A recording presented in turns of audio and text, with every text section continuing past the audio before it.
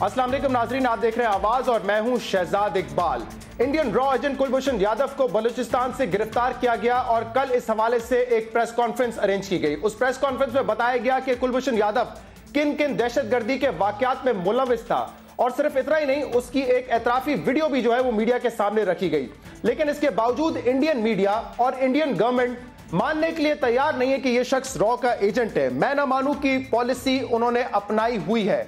In fact कल हमारे channels पे भी जिन इंडियन सहाफियों ने हमसे बात की वो ये मानने के लिए तैयार नहीं थे कि यह शख्स रॉ का एजेंट है। लेकिन अब ऐसा लगता है कि आहिस्ता आहिस्ता बात उनके समझ आती जा रही है, क्योंकि ये सबूत इतने ठोस है, इतने मजबूत है कि इनको झुटलाया नहीं जा सकता और इसीलिए अब इंडियन मीडिया भी घुटने टेक रहा है। हमने कल जब इंडियन सहाफियों से बात की थी तो उन्होंने इनकार किया था, लेकिन इसके बाद हम ये देख रहे हैं कि इंडियन मीडिया और खास तौर पे एक खबर का मैं जिक्र करूंगा इंडियन एक्सप्रेस की, जिन्होंने बड़े अहम सवाल उठाए हैं। उन्होंने सवाल उठाए हैं जिससे यह साबित होता है कि यादव जो है वो एक मशकूक शख्सियत है, मुतजाद है उसके बहुत सारे बयानात में। और इंडियन एक्सप्रेस की इस स्टोरी के चंद नुकात हम आपके सामने रखते हैं। सवाल यह पैदा होता है, जो सबसे अहम सवाल उठाया है इंडियन एक्सप्रेस ने, वो ये कि 2003 में इस शख्स ने अपना नाम बदल लिया। इसका नाम था कुलभूषण यादव, लेकिन पासपोर्ट इसने बनाया हुसैन मुबारक पटेल के नाम से, एक फर्जी नाम से यह पासपोर्ट बनाया गया।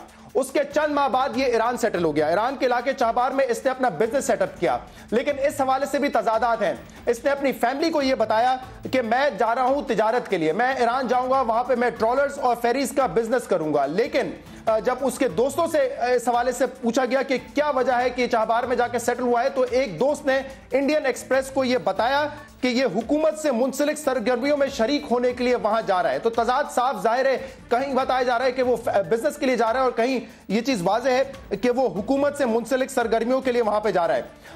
एक और अहम बात जो इंडियन एक्सप्रेस ने मेंशन की है वो ये है कि पासपोर्ट जब इसने बनाया तो उसमें एड्रेस नामुकम्मल था। मर्टन कोऑपरेटिव हाउसिंग सोसाइटी का एड्रेस जो है उसके पासपोर्ट पे दर्ज है, लेकिन ये एड्रेस नामुकम्मल है। जब हाउसिंग सोसाइटी के सेक्रेटरी से बात की गई और उनसे पूछा गया तो उसने भी इस बात को कंफर्म किया कि पटेल या यादव नामी शख्स जो है वो इस हाउसिंग सोसाइटी में मकीम नहीं है, जिससे साबित होता है कि एड्रेस नामुकम्मल होने के साथ साथ एड्रेस गलत भी था। एक और अहम इंकशाफ जो कि इंडियन एक्सप्रेस की इस रिपोर्ट में किया गया है वो इसके पासपोर्ट के रिकॉर्ड के हवाले से है। जब पुणे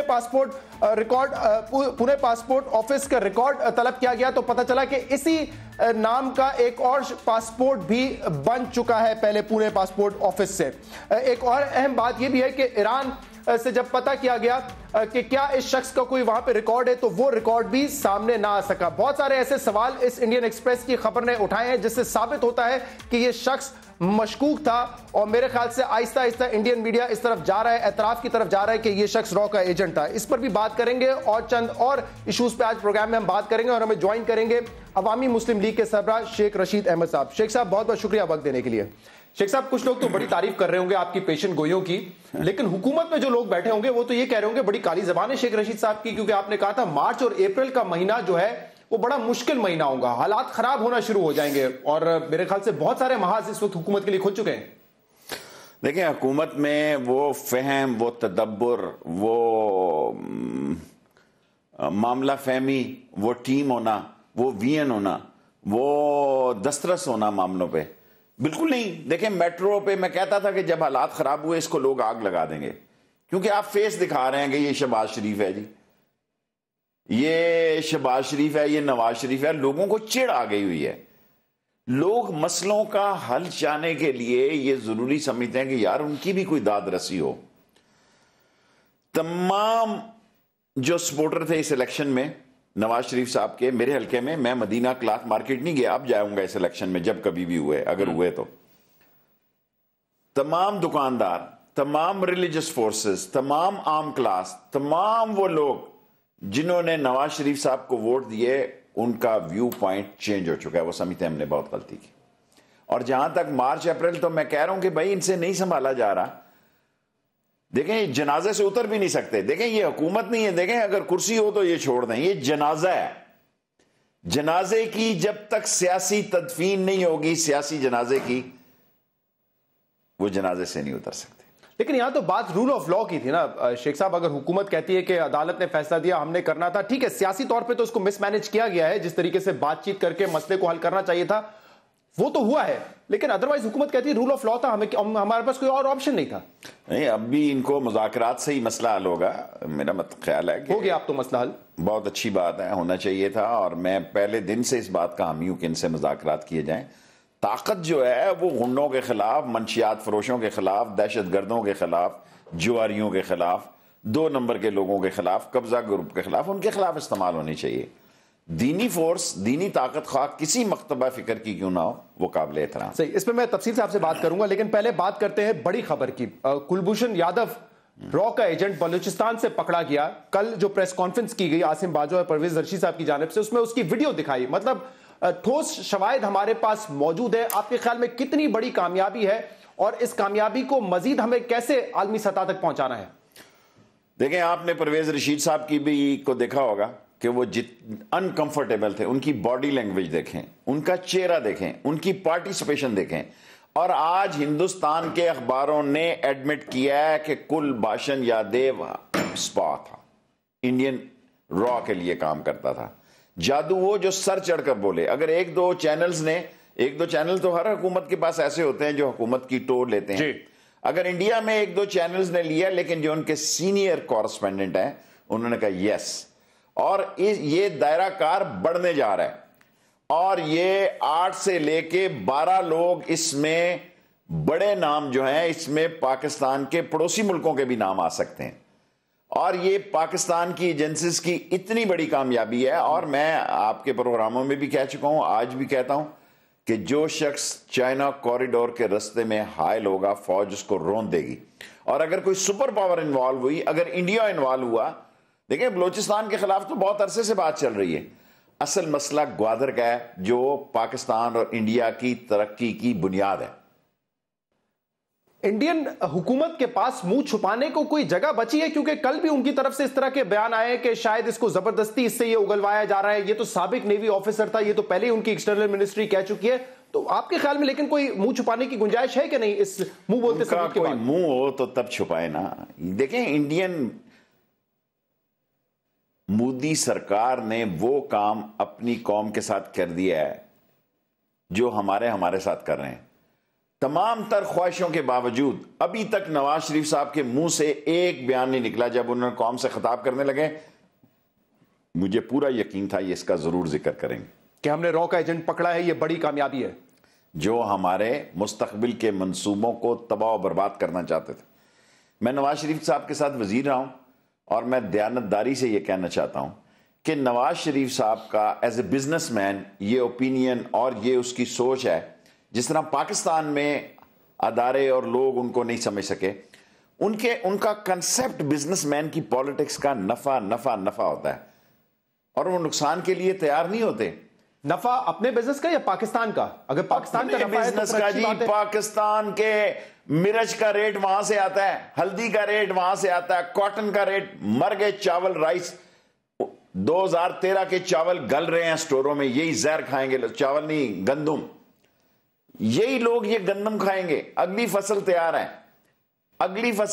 है, और महीने 1.5 महीने में, और इतना बुरा हाल है गोडाउन्स का कि सारी नीचे बोरियां चल रही हैं। जो रेट आ रहा है आज सुबह मंडी में, वो इंडिया से आ रहा है, क्योंकि इंडिया की इन्होंने हम पे मुसल्लत कर दिया है, वो सब्सिडी में भेजें। अहम बात आपने की। क्यों आपके ख्याल में मियां नवाज शरीफ साहब ने इस पर बात नहीं की? क्यों किसी और वजीर ने आके हमारी एजेंसीज की तारीफ नहीं की इस बड़ी कामयाबी पे? आप कह रहे हैं बड़ी कामयाबी है, कल बाजवा साहब कह रहे थे बड़ी कामयाबी है, किसी और वजीर ने 10 दिन तक आके क्यों नहीं इस अमल की तारीफ की? क्या वजह? नवाज शरीफ साहब सिर्फ एक ही बात सुनना चाहते हैं कि नवाज शरीफ की कामयाबी, शहबाज शरीफ की कामयाबी, पाकिस्तान की कामयाबी उन्हें नहीं अच्छी लग रही। फोर्सेस की देखें, कभी किसी ने सोचा कि क्या वजह कि आज तक नवाज शरीफ और आर्मी के तल्लकात अच्छे नहीं हुए? हालांकि नवाज शरीफ की तख्लीक ज़िया-उल हक है।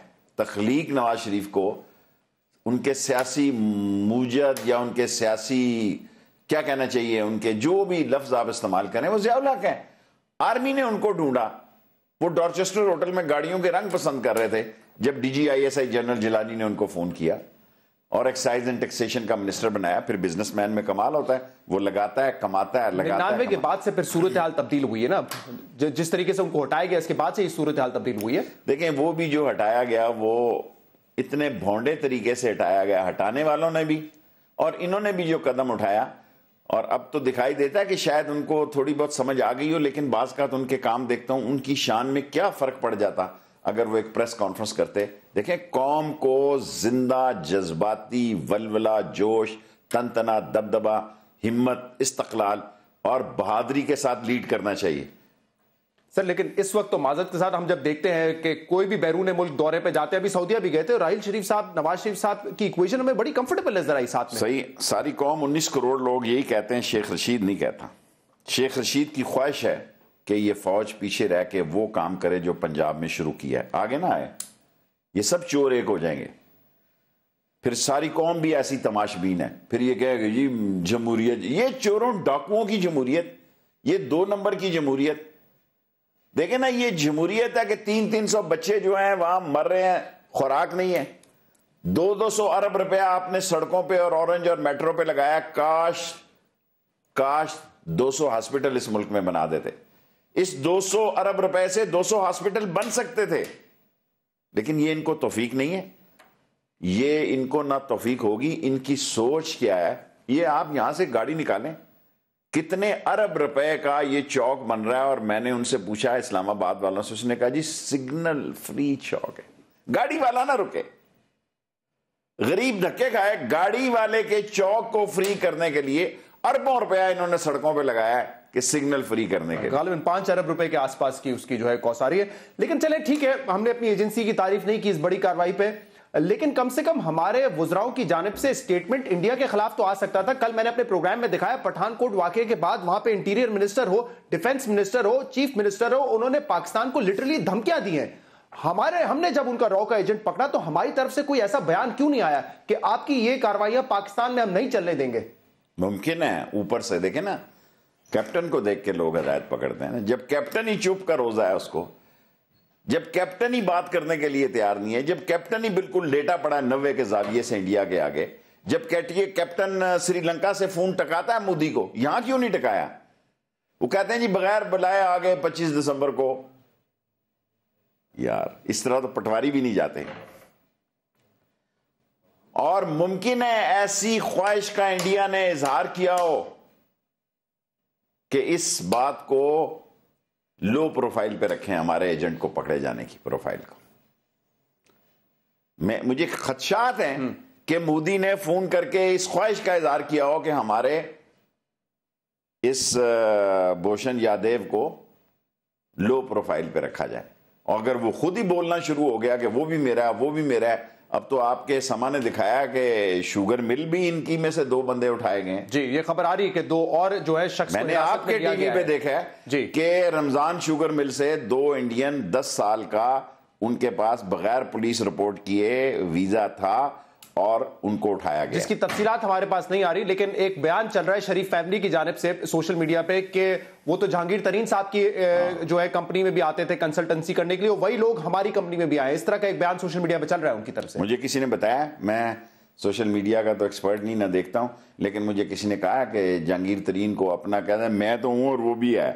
बाबा जहांगीर तरीन का अपना मसला है, आप इस मुल्क के जहांगीर तरीन अपोजिशन में बैठा है, आप इस मुल्क के वजीर आजम। चले, अगर लेट्स सपोज कि वो सिर्फ इंडियन हो, लेट्स सपोज कि वो रॉ के एजेंट नहीं है, तो क्या सियासी तौर पे ये नुकसान हो सकता है नवाज शरीफ साहब को कि उनकी कंपनी में इंडियन मुलाजिम आके काम कर रहे हैं? मतलब ये तो अगर हमने ट्रेड करना है तो मुलाजिम तो आएंगे फिर इंडिया से काम करने के लिए। सर अगर वो सऊदी अरब में इतने इंडियन रख सकते थे तो वजीर आजम के तौर पर तो उनको हक हासिल है, 2 क्या रखे, 200 रखें।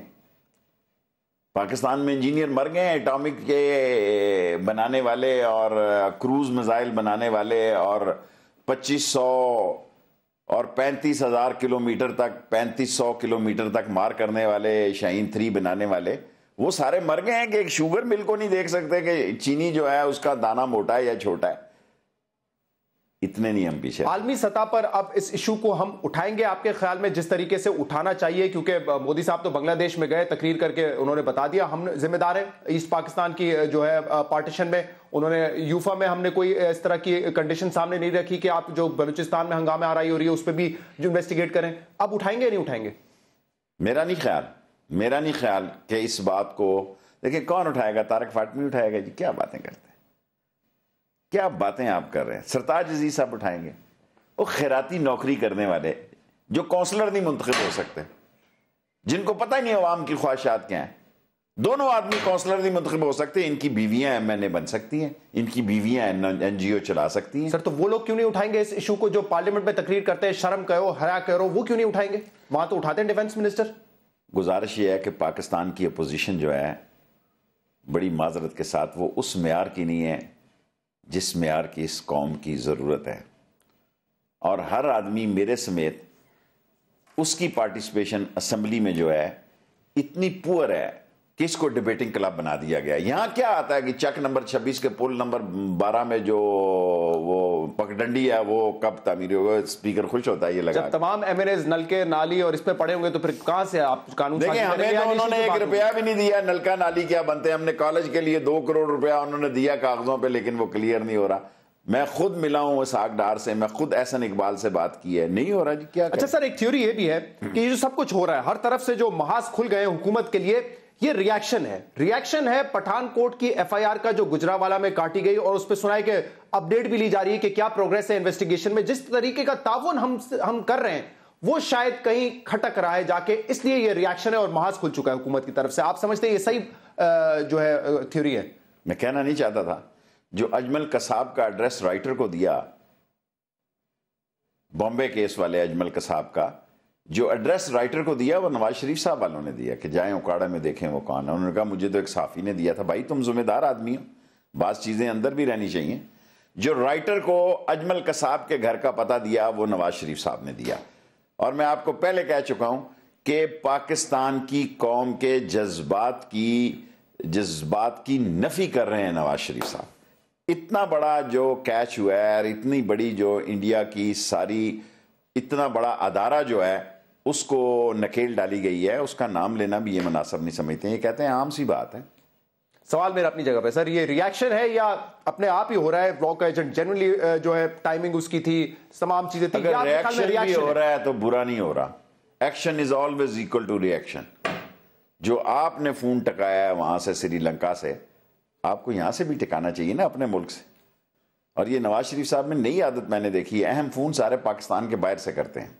सर तो अगर इस इशू को भी हम नहीं उठाएंगे, इंडिया तो झूठे इश्यूज पे भी प्रोपेगेंडा करता रहे, और हमारे पास अगर इतनी बड़ी कामयाबी, इतना मुंह बोलता सबूत है, उस पर भी नहीं उठाएंगे, तो फिर कहां से दुनिया में हम ये साबित कर सकेंगे कि हमारी सरजमीन से सिर्फ दहशतगर्दी नहीं जारी होगी, वहां से भी हो रहा है? वो भी देखें जरा। देखें, एक अल्लाह का एक ऐसा वक्त गुजरा जब जहां दुनिया में कोई भी दहशतगर्द पकड़ा जाता था वो पाकिस्तान से उसका कोई ना कोई लिंक निकलता था। अब ऐसी सूरत हाल नहीं है, क्योंकि बेस कैंप पे टेररिस्ट के फौज ने अपनी जान हथेली पे रख के हमले किए। हालांकि लोगों ने मैंने वो सारा इलाका देखा अपनी जवानी में, जब मैं गॉर्डन कॉलेज यूनियन में था, तो हमारे फाटा के लड़के आते थे, ये सारे वजीरिस्तान के लड़के पढ़ते थे, और ये शवार और ये इतने डेंजरस इलाकों में जिस तरह इन्होंने कामयाबी की है, दुनिया की कोई फौज नहीं हासिल कर सकती।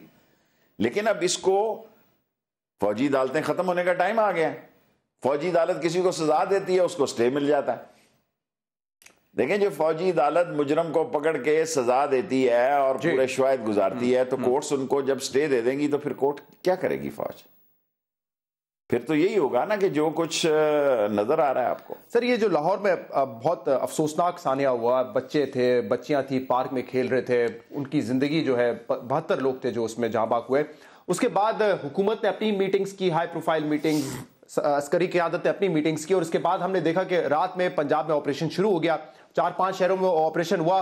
बाकायदा आसिम बाजवा साहब की ट्वीट मौजूद है, उसमें इंटेलिजेंस एजेंसीज थी, उसमें रेंजर्स और आर्मी थी, पुलिस का नाम नहीं था। और ऐसा लग रहा था कि उनकी तरफ से ये इशारा दिया गया, ये एक नए सिलसिला शुरू हुआ है ऑपरेशन का, जो कि फौज हैंडल कर रही है। हुकूमत कहती नहीं, पुलिस भी मौजूद है, ये वही पुराना वाला ऑपरेशन है, लेकिन कोई कॉन्टैक्ट नहीं हुआ उस मीटिंग के बाद। नहीं कहती, सिर्फ राना सनाउल्लाह कह रहा है।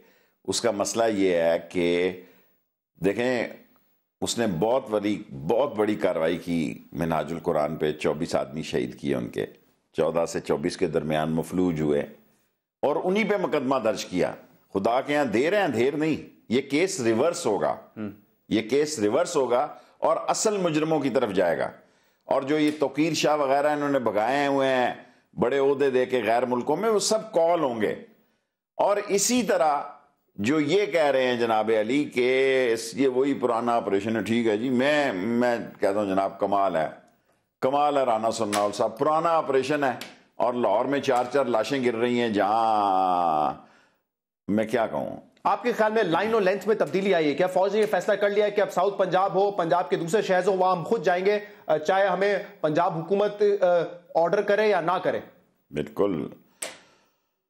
रहीम यार खान, जनूबी पंजाब और ये सारे इलाके जो सिंध के साथ बॉर्डर के इलाके हैं, सब में फ़ौज जाएगी। और अगर बेस कैंप और फ़ौज को बहुत बड़ा ताना मिलता है कि आप सिंध में जा रहे हैं और पंजाब आपके खाला का बेटा लगता है कि यहाँ दहशत गर्दों के खिलाफ आप एक्शन नहीं लेते, सो दे हैव नो चॉइस। फौज पंजाबी है, पठान है, बलोच है, फौज को अगर ये ताना मिल जाए कि ये पंजाब के खिलाफ एक्शन नहीं करती, तो उन्होंने अपने इमेज के लिए भी ये करना जरूरी है कि भाई हमें वतन अजीज है, हमें मुल्क अजीज है। और उन्होंने साबित किया है कि वो ऑपरेशन हुकूमत की तरफ से रुकावट क्यों थी अगर फौजी ऑपरेशन में? अल्लाह आपका भला करे, क्या आपने सवाल किया, क्या आपने, मैं समझता हूं इनकी मत मारी गई, अल्लाह की तरफ से इनकी अकल पे पर्दा पड़ गया। भाई तुमको हमारी फौज है, ठीक कर रही है, हमारी तरफ से ग्रीन सिग्नल है, ये कहना ये कोई गैर मुल्की फौज तो नहीं है जो क्रेडिट ले जाएगी। इनको सिर्फ एक बात का दुख है कि हम डीफेम हो रहे हैं और फौज फेम ले रही है, राहील शरीफ फेम ले रही है। हालांकि राहील शरीफ साहब के डिले करने पर राहील शरीफ साहब पे भी लोगों ने बातें करनी शुरू कर दी थी। एजेंडा तो सर ये होना चाहिए ना कि चाहे पंजाब हो सिंध हो, दहशतगर्दी खत्म करे ना, चाहे वो पुलिस करे, चाहे फौज करे, चाहे एससी करे। अगर इनकी टीम में अकल होती, उन्होंने कहा जी बहुत अच्छा हुआ है, अगर हमसे पूछ के कर रहे हैं, नहीं पूछ के कर रहे, ये मुल्क उनका है, हमारा है, फौज हमारी है, मुल्क हमारा है, और जो कर रहे हैं ठीक कर रहे हैं, हम उनके साथ हैं। बजाय इसके ये कहना कि फौज नहीं कर रही, ये वही ऑपरेशन है जो हम 1947 से कर रहे हैं, क्या बातें कर रहे हैं। चले एक ब्रेक लेंगे और ब्रेक के बाद हम बात करेंगे इस्लामाबाद धरने का भी। 2 साल में 2 धरने हो चुके हैं। रेड जोन में हुकूमत की कितनी बड़ी नाकामी है, इस पर भी बात होगी। और रिसेंटली शेख साहब ने बड़ा इंटरेस्ट दिखाया है पाकिस्तान क्रिकेट में, एक तजवीज हमारे प्रोग्राम के जरिए भी उन्होंने दी थी बोर्ड को, उस पर भी बात होगी एक ब्रेक के बाद।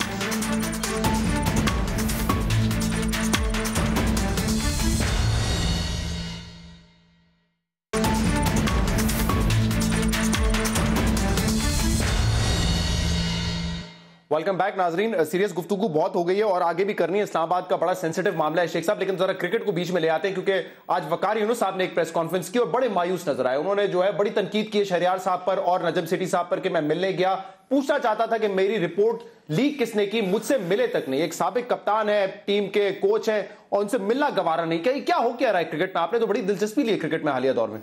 देखिए, मैं सियासतदान हूं, सियासी वर्कर हूं, क्रिकेटर नहीं हूं। मैं इंडिया के खिलाफ मैच अपनी मोहब्बत में देखने जाता हूं और मैंने दुनिया का अजीम मैच देखे हैं 2। जब मैं सवाने याद लिख रहा हूं दूसरी भी, तो उसमें लिखूंगा कि एक कोलकाता में दिवाली और ईद 42-46 सालों बाद एक दिन में आई। मैं क्रिकेट मिनिस्टर था, क्रिकेट भी देखी और मैं दिवाली और मस्जिदों और मंदिरों को भी देखा। वहां की कोलकाता की जामिया मस्जिद में भी नमाज पढ़ी और मंदिरों के अंदर जाकर भी देखा। सफ़े मातम थी। ये 2 टीमें नहीं खेलती, 2 मुल्कों के जज्बात खेलते हैं। बहुत सारे लोगों ने एक कोशिश की ये कहने की ये मैच है, मैच है, मैच है, और ये सारी कौम आप देखें, इनको पता था ये हारने जा रहे हैं। दुआ जो है पाकिस्तान के लिए मांग रहे थे फजर की नमाज से, और जुआ इंडिया की जीत पे लगा रहे थे। बैलेंस कर रहे थे।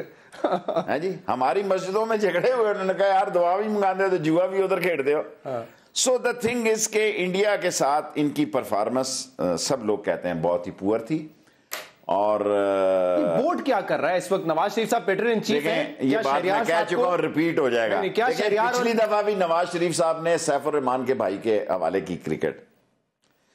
इस दौर में भी, हालांकि मेरा ख्याल है कि कुछ ना कुछ मेरे से ज्यादा, आई ओन दिस, मेरे से कहीं ज्यादा नवाज शरीफ साहब क्रिकेट को समझते हैं, क्योंकि मैंने करीब रह के देखा है, वो समझते हैं। सियासी मैदान में फेस किया इमरान खान को, क्रिकेट के मैदान में भी फेस किया उन्होंने इमरान खान साहब को, मैंने सुना है नेट स्वेट्स में। मुझे नहीं पता वो किया या नहीं किया, मुझे ये पता है जब वो जाया करते थे संडे क्रिकेट के खेलने के लिए, इमरान खान तो कहता कि अंपायर भी अपना रखते थे, लेकिन मैं भी साथ होता था देखने वालों में, चाय कॉफी पीने वालों में, तो उसको समझ आया, मुझसे ज्यादा समझ है। लेकिन उसकी सिलेक्शन बोर्ड के बारे में और बोर्ड की क्रिकेट के बारे में, और वकार यूनुस ने तो आज यहां तक इल्जाम लगा दिया कि अकमल को जबरदस्ती शामिल किया गया। ये पहले भी किसी ने अकमल के बारे में बयान दिया। सर, पंक्चर किसने लगाए हमारी क्रिकेट को, ये बता दें आप। ऑफ कोर्स वो तो सबको पता है, वो तो सबको पता है, लेकिन उसको कुछ नहीं होने जाना। हम इतने बेशर्म हैं कि सारी कौम हमें गालियां दे रही है, हम चिपटे हुए हैं, ना हमें दौलत की जरूरत है, बेबहा है हमारे पास। तो क्रिकेट को पंचर लगाने वालों के खिलाफ कुछ नहीं होने वाला है शेख रशीद साहब? कुछ नहीं होने, ये खुद भी इस्तीफे नहीं देंगे, ना इस्तीफा लेगा। आप इंडिया में जब गए थे, इमरान खान साहब ने टीम का मोराल बुलंद किया या और काम खराब किया वहां पर? जो था उसने कोई तड़का तो नहीं लगाना था, आगे ही उनकी टांगे कांप रही थी, तो वो क्या करता, मैं उनके साथ था, लेकिन मैं क्रिकेट में ना मुझे इल्म है, ना मैं उस कमरे में गया, मैं बाहर जब खिलाड़ी आए। लेकिन एक फुटेज जो उमर अकमल की चली है जिसमें वो शिकायत कर रहे हैं कि मुझे ऊपर नहीं खिलाया जाता, तो आप भी खान साहब के साथ ही खड़े हुए वहां पर। ये मेरे पे वैसे ही मलबा गिर गया, बल्कि उनके एक दोस्त ने कहा जी वो एक नुमाइंदा था उधर। आजकल टेलीफोन है जी, लोग रिकॉर्ड करते हैं।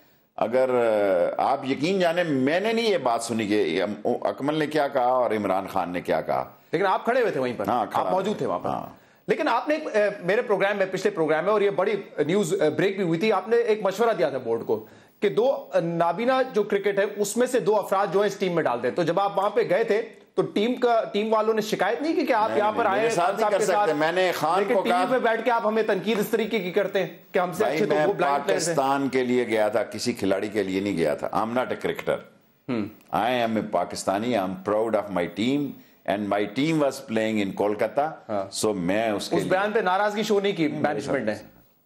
मेरे साथ किसी ने क्या, दुबई में की नजम सेठी साहब ने, कोई बात नहीं। तो अब भी आप उस तजवीज पर कायम है कि वहां से खिलाड़ी इस टीम में डाल देने चाहिए तो बेहतर कारकर्दगी? अब तो 2 लड़कियों के भी बेशक डाल दें एडवाइजर, उस टीम को लगा दें, इनसे तो बेहतर खेलेंगे। हाँ, वो लड़कियों ने बड़ी अच्छी परफॉर्मेंस दी, ज्यादा बेहतर परफॉर्मेंस दी है। थोड़ा सा इस पर बात करते हैं इस्लामाबाद के हवाले से। सर, 2 साल में 2 धरने, कितनी बड़ी नाकामी है हुकूमत की कि रेड जोन में लोग आके बैठ जाएं और हुकूमत को समझ नहीं आए कि क्या जी। सारे लोग कह रहे हैं धरना नाकामी है, धरना। मैं कहता हूं कामयाबी कहां है? चलें आज आप मुझे बताएं कि इस 3 सालों में नवाज शरीफ साहब ने कौन सा कस्तन दुनिया फतह किया, कौन सा काम? बिजली दे दी है इन्होंने? क्या रोजगार दे दिया इन्होंने? क्या इस मुल्क में कोई बेसिक फैसिलिटी प्रोवाइड कर दी है नवाज शरीफ साहब ने? सवाए ये शहनशाहियों वाली सड़कें और मेट्रोज और ऑरेंज, ये हमारे मसले नहीं है, ये हमारे मसले नहीं है। और पहली दफा नवाज शरीफ साहब का ये दौर ऐसा है जिन पर इनके हाथ साफ ना होने का आम आदमी इल्जाम लगाता है। सर, ये धरने की रिवायत वैसे आप लोगों ने डाली है क्योंकि आप इत्तेहादी हैं तहरीक इंसाफ के। ये धरना पाकिस्तान अवामी तहरीक, शेख रशीद साहब की अवामी मुस्लिम लीग और पाकिस्तान तहरीक इंसाफ का ही था। तो ये आज सब कह रहे हैं ये अच्छी रिवायत नहीं है। उस वक्त तो चलो एक पॉलिटिकल ऑब्जेक्टिव था आपका, अब इन्होंने कहा है कि हमारे कुछ मजहबी डिमांड्स हैं, कल कोई आके कोई और डिमांड लेके बैठ जाएगा, हर शख्स समझेगा मेरी डिमांड सही है। लेकिन ये रिवायत तो रेड जोन में जाने की आप लोग कहां जाएं? हर आदमी टीवी पे नहीं आ सकता, मैं तो अपना गुबार करके निकाल लेता हूं। हर आदमी आके, क्यों लोग मुझे सुनना चाहते हैं कि मैं लोगों के जिनकी छतें टपकती हैं, जिनके घर में बेरोजगारी है, जिनकी बेटियों के बाल सफेद हो गए हैं, जिनके पास बीमारियों का इलाज नहीं है, जो किराया नहीं दे सकते, बिजली का बिल नहीं दे सकते, मैं उनकी आवाज हूं। इसलिए लोग मुझे सुनना चाहते हैं। अगर मैं भी ये कहूं जनाब वाली बिजली आ गई है, गैस फैल गई है, सर ऐसा बात नहीं है। धरने क्या करें लोग बताएं, मुझे बताएं फिर क्या करें इस मुल्क में? 6 दिन 5 दिन उन्होंने ये काम दिखाया है तो उनकी कोई बात सुनी गई है? ये बात कोई लियाकत बाग जाके सुनता था? कभी नहीं सुनता था सर। लेकिन इस चीज को जस्टिफाई किया जा सकता है कि रेड जोन में डिप्लोमेटिक एनक्लेव है, पार्लियामेंट है, वहां जाके आप बैठ जाए, धरना दे। 4 दिन तक ये बातें करने के 4 दिन तक फोन बंद रहे, शहरियों को मुश्किलात पेश आई हैं। पाकिस्तान में अगर फोन बंद हो जाए लोग समझते हैं मौत वाकया हो गई है। इस मुल्क में आज आके एक टेलीफोन रह गया, एक टीवी रह गया। अय्याशी का कुल समाज टेलीफोन और टीवी रह गया। इसीलिए हर शरीफ आदमी 8 बजे से पहले घर चला जाता है। हर शरीफ आदमी कहता है कि देखूं क्या हो रहा है, और अपनी पसंद का चैनल चॉइस करता है। अब फोन इस्लामाबाद के बंद हुए हैं, कोई शक नहीं होने चाहिए, लेकिन आप ये भी तो अंदाजा करें, कुछ शरीफ आदमी हमारे टॉक शोज पे भी आते हैं 10 बजे। सर ऐसा ना कहें कि हर शरीफ आदमी घर चला जाता है, वो घर जाता है टीवी देखने के लिए। मैं कह रहा हूं टीवी देखने के लिए। हाँ, यहाँ पे भी 10 बजे एक महफिल लगती है, वो भी शरीफ लोगों की महफिल होती है। सर चलें ऐसा भी कर लेते हैं। ये हुकूमत ने कहां पे सर मिसमैनेज किया? अगर देखें आते हैं लोग और वो कह रहे हैं कि हमने उनको फैसिलिटेट किया, लेकिन ये नहीं करना चाहिए था कि मेट्रो स्टेशन को तोड़ो, कंटेनर्स को जलाओ, रेंजर्स के अफसरों को या उनके सिपाहियों को इंजर्ड करो। तो सर ये तो जब आप कंपनी की मशहूरी का एक ही टाइटल दें तो लोग कहते हैं इस मशहूरी पे तो मैं ब्लैक कागज फेरूं ना, इसका तो मैं तिया पाचा करूं ना। आपने और दिया क्या इस कौम को 3 साल में? और फिर उस पर गुस्सा निकालते हैं लोग। आप उनका पानी बंद कर दें, आप उनकी रोटी बंद कर दें, आप उनको सप्लाई लाइन बंद कर दें, तो कहीं तो आदमी गुस्सा निकालता है। लेकिन सर बहुत सारी डिमांड्स ऐसी थी जो कि हुकूमत नहीं मान सकती थी, तो ना क्या करें फिर? हुकूमत ना माने, लेकिन नेगोशिएट करें। नेगोशिएट करें। देखें, कोई हुकूमत पूरे मुतालबे कभी नहीं मानती, नेवर एवर। ऐसा भी हुआ है, मैंने सियासत तारीख में देखा है, किसी ने 12 किए हैं तो 2 मुतालबे मानेंगे, 20 किए हैं तो 3 मांगे हैं, बाकी की डेट देती हैं हुकूमतें। लेकिन मुज़ाकरात तो करें ना। ये आज भी यही हुआ है, इन दी एंड मुज़ाकरात ही करने पड़े और डेट दी गई है। ये आपके ख्याल में अमल होगा तमाम चीजों पर? देखें, अमल होना या ना होना वक्त की बात है, लेकिन मुज़ाकरात होना दानिश और अकल की बात है। मामला अफ़ाम तफ़हीम से हल हो गया मुज़ाकरात के जरिए, अच्छी बात है कि फोर्स की जरूरत ही पड़ी। लेकिन सर चौधरी एहसास साहब ने तो कहा था कि जिन लोगों ने हंगामा आराई की है उनको पकड़ा जाएगा, और इन लोग जो यहाँ के बैठे हैं जिसकी वजह से 4 दिन फोन बंद करने पड़े, कार्रवाई जरूर होगी उनके खिलाफ, और ऐसा अमल होगा कि आइंदा कोई यहाँ पे रेड जोन में धरना ना देने आए। ये कहा है चौधरी निसार साहब ने कल। चौधरी निसार जिद्दी आदमी है, मैं क्या कह सकता हूं। देखें, नवाज शरीफ का ये कमाल है कि वो फ्रिज में लगा के खाता है, दिल से खेल, तीनों यक्के हों तो छाती से लगा के खेलता है, जो भी हो छाती के लगा के। निसार जरा राजपूत है, बोल देता है कि मैं ये करूंगा और ये नहीं करूंगा। सो क्या होता है और क्या नहीं होता। अब दूसरी फोर्सेस भी, जब हुकूमतें कमज़ोर होती हैं, जब हुकूमतें नाकाम होती हैं, जब हुकूमतों के बुरे दिन शुरू होते हैं, जब हुकूमतों का जवाल शुरू होता है, तो पार्टी के अंदर से मुस्तफ़ा कमाल पैदा होते हैं, और नून लीग के अंदर से भी पैदा होने जा रहा है मुस्तफ़ा कमाल। आपके ख्याल में जो, फिर भी मैं पूछूंगा कि जो यहाँ पे डैमेज हुआ है सरकारी इमलाक का, अकाउंटेबल ठहराना चाहिए लोगों को या नहीं? सर कोई, देखें, कहां गुस्सा निकालें लोग। करोड़ों अरबों रुपए की करप्शन करते हैं, 5-10 करोड़ रुपए से मरम्मत होगी तो कौन सी क़यामत आ जाएगी? छोटी छोटी बातों पे लाकानूनियत ना करें भाई, वहां रोक लें। और सर जी पहले बात कर लेते। आज आपको एक शीशे टूट गए हैं 4 नजर आता है, शाम को 2 बंदे मर जाते हैं, वो आपको नजर नहीं आने थे। 3 घर उजड़ जाते तो वो नजर नहीं आने थे। मुज़ाकरात हुए, ठीक हुआ है, और मुज़ाकरात को कामयाब होना चाहिए। और सर जो हेट स्पीच के बारे में हमने नेशनल एक्शन प्लान में भी जिक्र किया था कि खासतौर पर मजहबी एतबार से कोई किसी को जो है वो हेट स्पीच की इजाजत नहीं होगी। यहाँ तो बहुत तकारीर हुई हैं, हुकूमत के खिलाफ भी हुई हैं, फौज के खिलाफ भी हुई हैं, मतलब इसकी इजाजत दे दी जाए, खुली छूट? देखें, अब मैं इस बात पे गहराई में नहीं जाना चाहता। ये कौम तकसीम हो चुकी है लसानी बुनियादों पर और फिरकाबंदी की बुनियादों पर। और एक जुमला कहना चाहता हूँ, हर शख्स को हक हासिल है कि अपना अकीदा छोड़े नहीं और दूसरे के अकीदे को छेड़े नहीं। ये तो है मुसलमान की असल पेशान। बहुत जबरदस्त बात की आपने। अपना अकीदा छोड़े नहीं, दूसरे के अकीदे को छेड़े नहीं, अपना काम करे और दूसरे के काम में पंगा ना ले, फिर तो ये हालात चल सकते हैं। वरना सारा मुल्क तकसीम है, अंधों को नजर आ रहा है ये मुल्क तकसीम हो रहा है, रोज बरोज तकसीम हो रहा है। इसको ताकत से नहीं जोड़ा जा सकता, फहम और फरासत से जोड़ा। लेकिन या तो हुकूमत ने अपना किरदार करना है या उलमा हज़रात ने। हमें तो दोनों ही नाकाम नजर आते हैं सर इनको एक करने में। आप ठीक कहते हैं, पाकिस्तान के सिर्फ उलमा ही तकसीम नहीं है, हर मकतबा फ़िक्र जो है वो अपनी जिद पे डटा हुआ है, और उसके नतीजे तो फिर ठीक। हमने देखा कि जुनैद जमशेद साहब के साथ भी जो हुआ है एयरपोर्ट पे, और गवर्नमेंट के रिट को भी चैलेंज किया ना। मतलब अगर एयरपोर्ट पे ही अगर बंदा अपने आप को सेफ ना फील करे और वहां पे 8 लोग आके आपको जो है वहां पे तशद्दुद करें आप पे और कोई गिरफ्तारी ना हो, मतलब क्या, किस बड़ी गैर मुनासिब बात है। मैं उसकी पुरजोर मजम्मत करता हूं। ठीक है, एक ब्रेक लेंगे। ब्रेक के बाद, क्योंकि अभी आपने जिक्र छेड़ा है मुस्तफ़ा कमाल साहब का, तो उस पर भी बात होगी। जब आप कहते हैं कि मार्च और अप्रैल का महीना बड़ा खतरनाक होगा, तो क्या उसमें आप एक्सपेक्ट कर रहे थे कि मुस्तफ़ा कमाल एंड कंपनी भी डैमेज करेगी? इस पर बात होगी एक ब्रेक के बाद।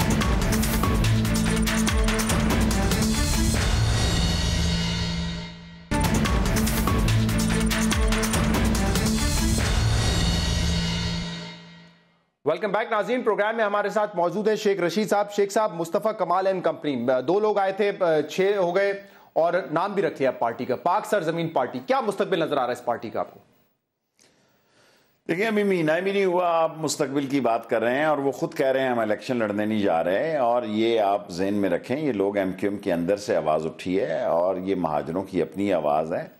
लेकिन ये कहना कि ये कोई बहुत बड़ा डेंट डाल देंगे, ये तो मुझे दिखाई नहीं दे रहा। लेकिन एक बात जरूर हुई है कि कम से कम MQM का वो एलिमेंट जो कंटूटा था, जो टारगेट किलर था, जो भत्ता था, जो चाइना कटिंग, क्या कहते हैं, चाइना कटिंग थी, तावान ग्रुप था, वो इन साइज होगा। वो भाग गया है, नंबर 1 और नंबर 2 भाग गए।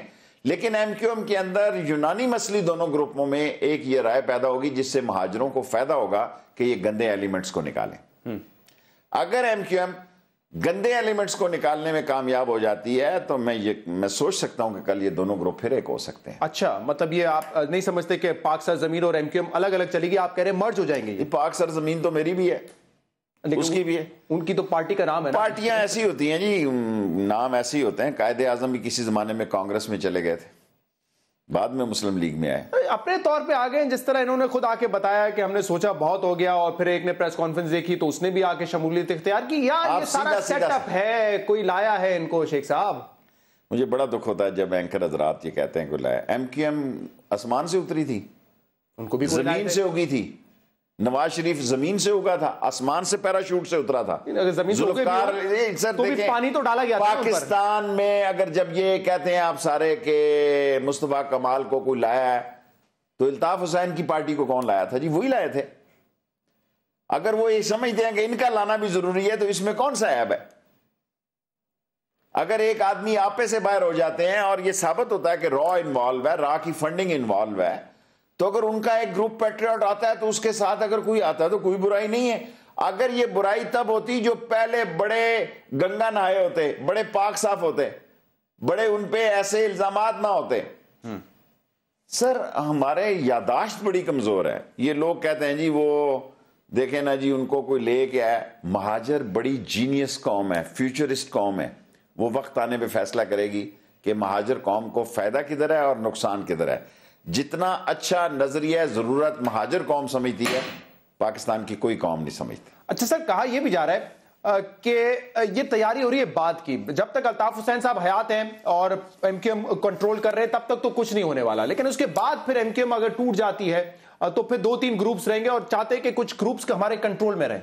जब से मैं एक्टिव सियासत में आया हूं, मैं यही सुन रहा हूं कि अल्ताफ हुसैन अब गया या कल गया या परसों गया। अल्लाह हर किसी को लंबी उम्र अता फरमाए। और इस वक्त अल्ताफ हुसैन का जिंदा रहना ज्यादा जरूरी है ताकि खाना जंगी ना हो। दुआ करें कि वो बेहतर और अच्छी जिंदगी गुजारे और एक पाकिस्तान के लिए, इस्लाम के लिए और अवाम के लिए और अपनी कौम के लिए एक बेहतरी का फैसला करे। और ये आपने 9-0 को बता दिया कि ये एमक्यूएम, ये तो फारूक सत्तार बेचारा शरीफ मेरा दोस्त है। एमक्यूएम तो लंदन में बैठी है, नुसरत नदीम बैठा है, अनवर बैठा है, वो मलिया क्या नाम है बादी उनका, अजीजाबादी बैठा है। एमक्यूएम तो ह्यूस्टन में बैठी है, एमक्यूएम तो साउथ अफ्रीका में बैठी है, एमक्यूएम तो ओवरसीज पाकिस्तान में बैठी है। आप ये 9-0 को समझते हैं ये एमक्यूएम है? एमक्यूएम एक बड़ा नेटवर्क है, और उस नेटवर्क में ये पाकिस्तान वाले जो है 9-0 वाले बड़े शरीफ प्रवीण, नेक प्रवीण किस्म के लोग हैं। इनकी बातों का आप ज्यादा नोटिस ना लें। जो पंगा करने वाले हैं उनका अपने ज़हन में होना चाहिए। और मुस्तफा कमाल अगर इस पार्टी को क्लीन करता है और इस पार्टी में गुंडा एलिमेंट को और उजरती कातलों को निकालने में कामयाब हो जाता है, तो महाजरों की खिदमत। उन्होंने तो पहले ही कह दिया कि आम माफी दे दें, जैसे बलोच पहाड़ पे जो चले गए उनको दे रहे हैं। तो आपके ख्याल में ये होना चाहिए कि जो आप कह रहे हैं जो कनकटा वगैरह जो टारगेट के ले रहे हैं उनको क्या आम माफी मिल जानी चाहिए? इस्लाम में तो कातिल को माफी नहीं दी जा सकती, नहीं दी जा सकती, सियासी तौर पर भी नहीं देनी चाहिए। नहीं, सियासी मजहबी किसी तौर पर नहीं जा सकती। जिसने इंसान के खून से हाथ रंगे हैं वो नाकाबिले माफी। मुशर्रफ साहब चले गए वतन से वापस इलाज करवाने के लिए। सुप्रीम कोर्ट का फैसला था या हुकूमत की मर्जी थी? जो कानून बड़े पढ़े लिखे हैं वो तो ये कहते हैं कि सुप्रीम कोर्ट भी बैन थी और हुकूमत की मर्जी थी। हुकूमत ने अंडरस्टैंडिंग अच्छी पैदा करने के लिए, और नवाज शरीफ साहब जिन्होंने बहुत मरतबा बात की है कि जिसने आर्टिकल 6 की खिलाफ वर्जी की है उसको सजा मिलेगी, क्यों नवाज शरीफ साहब जाने देंगे ऐसे मौके? मेरा ख्याल है समझदारी का फैसला है। मैंने तो इसको सपोर्ट किया है। लोग जो मर्जी के हैं, सारे सियासतदान इसकी मुखालफ कर रहे हैं। बाज़ का तो मुझे शक पैदा होना शुरू हो जाता है कि कोई खुद भी बेहतर फैसले करने के काबिल हो जाते हैं। बाज़ जगह वो ऐसे ही खच कर देते हैं, और बाज़ जगह वो फैसले एक जगह अकलमंदी करते हैं, दूसरी जगह खच कर देते हैं। जी, बैलेंस कर देते हैं।